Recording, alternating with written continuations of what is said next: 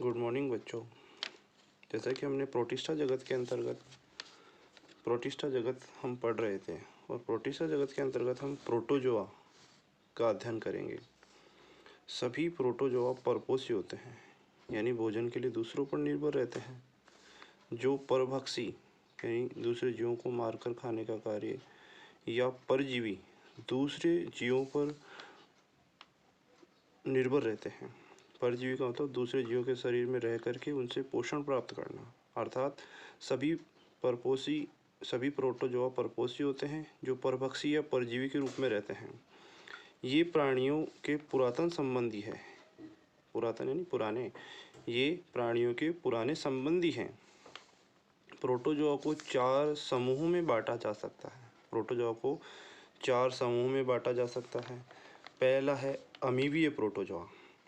अमीबीय protozoa की अगर हम बात करें तो ये जीवधारी स्वच्छ जल में, क्लीन वाटर और समुद्री तल तथा नम मृदा में पाए जाते हैं। अमीबीय प्रोटोजोआ स्वच्छ जल में पाए जाते हैं, समुद्र के तल में स्थित होते हैं तथा नम मृदा, गीली मिट्टी के अंदर ये पाए जाते हैं। ये अपने कूटपादों की सहायता से अपने शिकार को पकड़ते हैं। कूटपाद जिन्हें सूडोपोडिया कहते हैं। अमीबीय प्रोटोजोआ के अंदर कूटपाद पाए जाते हैं जिन्हें सूडोपोडिया कहते हैं, जिनकी सहायता से यह अपने भोजन को शिकार के रूप में पकड़ते हैं।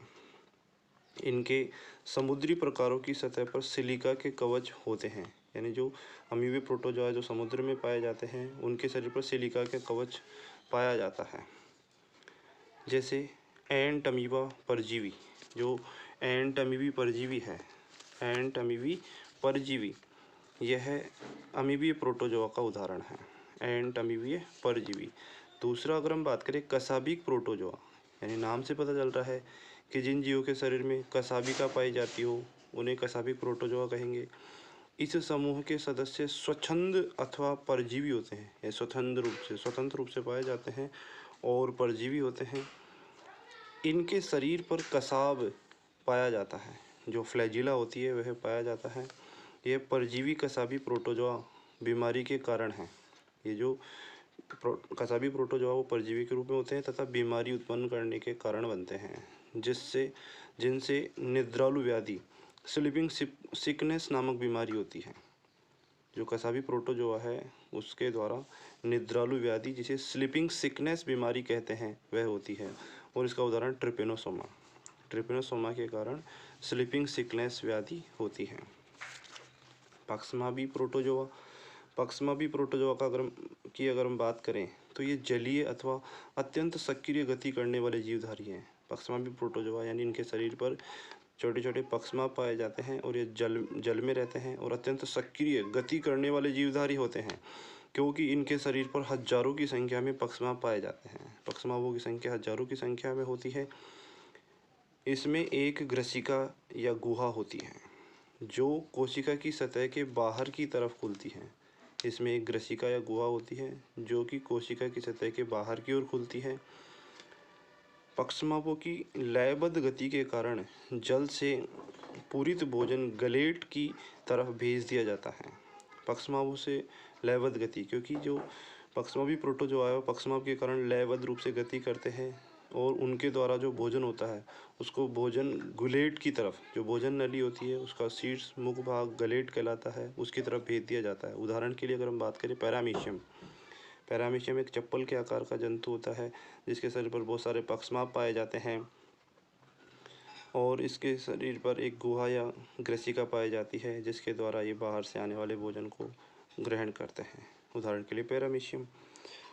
चौथा अगर समूह बात करें प्रोटोजोआ का, स्पोरोजोआ जो है इस समूह में वे विविध जीवधारी आते हैं जिनके जीवन चक्र में संक्रमण करने योग्य बीजाणु जैसी अवस्था पाई जाती है।